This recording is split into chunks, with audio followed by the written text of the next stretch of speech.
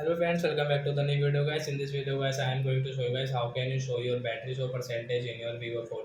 Guys, you want to show guys your battery show percentage, so as you can show. And guys, now let's see how to show battery show percentage in our Vivo phone. In this video guys, I am going to show you.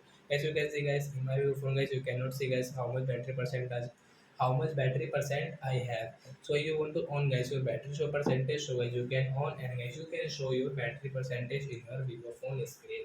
So guys, now let's see how to show it. So first of all guys, we will have to on our phone settings. So guys, we will on it.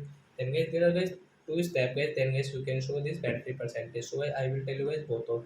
First guys, click on display and brightness setting and scroll status bar guys. Click here. Show battery percentage in status bar. So guys, you can on from here.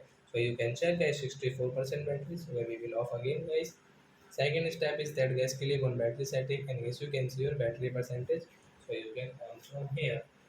So I hope friends you have understood how to on battery or how to show battery show percentage in our Vivo phone. So that's it guys. Thanks for watching. So guys, now we will meet our next video guys with the topic. Before going guys, please go and like my video, subscribe my channel. Bye bye friends.